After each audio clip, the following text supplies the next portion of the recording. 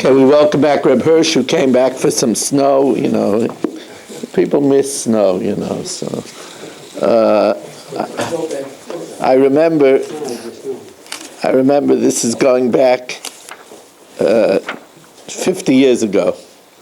I went with my father, Oliver Shalom, to a chasana in Schweiz, in Lugano, and my cousins from Eretz Yisrael were with us, and we went up two cable cars. Not one cable car, two cable cars, in order to go up on the Alps. And I said, "This is sugar. I'm going to bench Gimel for something for recreation." And it's two cable cars, vertical cable cars, straight up. And they have my young cousins are there, and on top there was snow. It was snow because it was the Alps. And it was not snow season at all, but on top of the Alps there was snow, and all of a sudden I heard them yelling, "Schnee, Schnee!" They never saw snow in their life, and that's what here we are all the way on top of the world on the Alps, and they are getting excited about the snow. So Reb Hirsch is a kid at heart. I was in Palm Springs in July. And you can take a cable car up and there's snow there. Yeah, okay. But anyway, the difference of opinions between Rav Miller and Rav Shamshon Raphael Hirsch. They asked Rav Shamshon Raphael Hirsch, why is he going to the Alps? So he said that after 120, the Rebbeinu Shalom is going to say, "Shamshi, did you see my Alps?" That's what he said. And Rav Miller said he has no reason to go to see Niagara Falls. He knows more about Niagara Falls than anybody that was ever there. He doesn't have to go to Niagara Falls for that.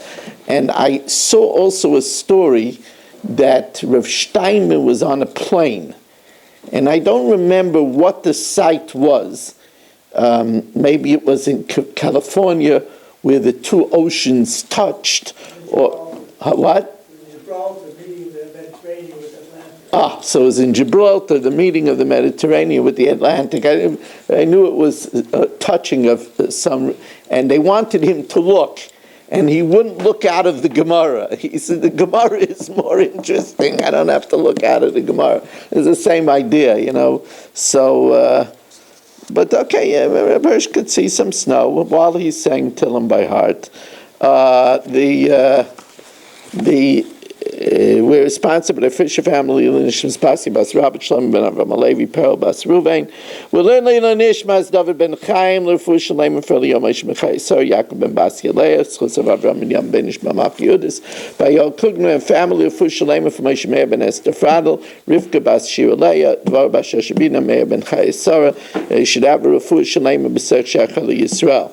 Now, we talked about in the previous Mishnayos about where there was a yediyah, an awareness of Tumah B'tchila, where there was an awareness of Tumah B'Saif. What about if you never knew, what we call you were blissfully unaware?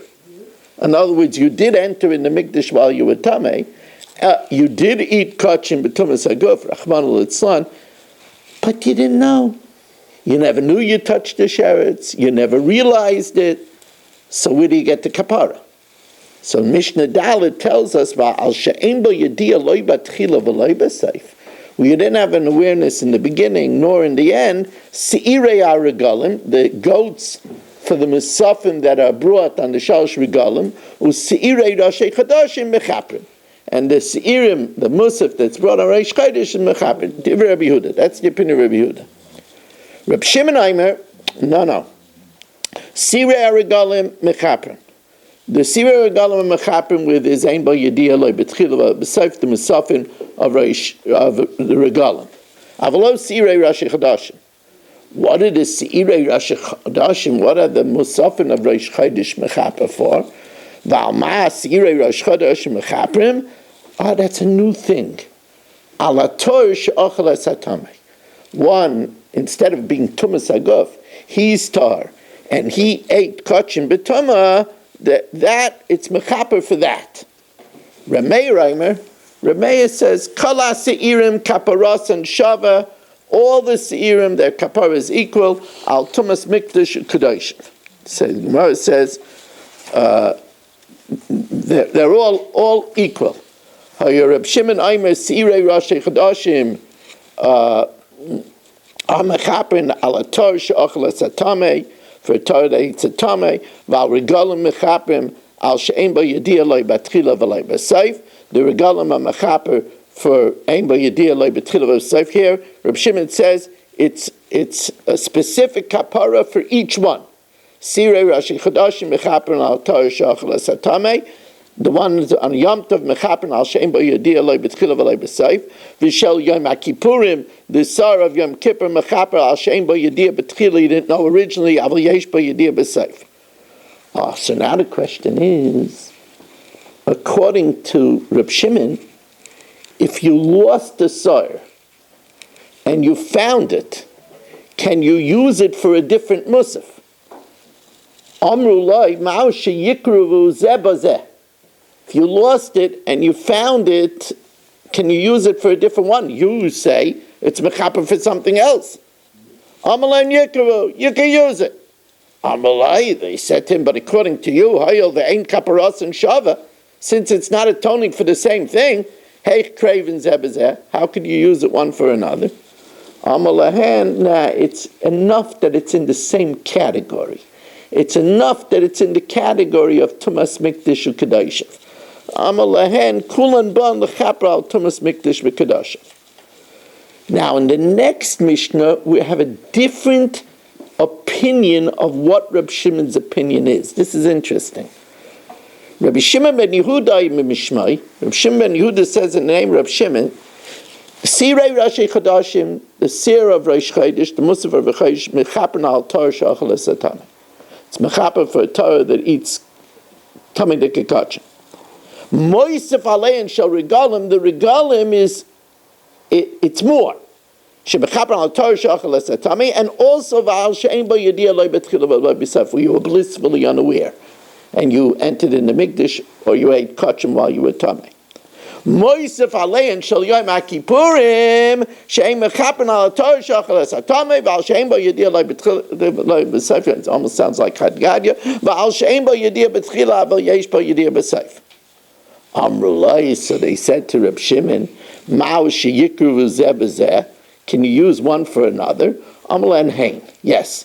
So they said, I could understand. Amrulai, im kain, according to you, I could understand you shall Yom HaKippurim kreiven b'Rosh Chodashim. Because Yom Kippur covers for everything. So it could be used for Rosh Chodesh, that's mechaper for a Torah that eats a tamei, because Yom Kippur is mechaper for everything, so it's mechaper for that too. Aval heich shel Rosh Chodashim kreiven b'Yom HaKippurim. But how could the Musaf of Rosh Chodesh now be used to Yom Kippur? The Musaf of Rosh Chodesh was only able to be mechaper on a Torah that ate a tamei. The Musaf of Yom Kippur is mechaper for all three things: Torah achal tamei, yesh ein bo yediyah loy betchila v'loy b'seif. It's mechaper. How could it be lechaper kapara she'ena shelah? So he gives the same answer as long as it's under the common denominator of tumas mikdash u'kedosh. If it's under that rubric, that's enough. Amalahen kulan ban lechaper al tumas mikdash v'kedosh. I told you this is not as easy as Sanhedrin and Makis was. It's a little bit more complicated, but for such a veteran Eilam, it's a piece of cake. Now, tonight already I know that we're missing 3 people for Mariv, because Jack Sack is visiting his father, and Rabbi Friedman has a Zoom share, and Barish is already in Muncie. So we desperately need help for the second minyan, and it might be some snow. It's of course early, it's just going to scare people.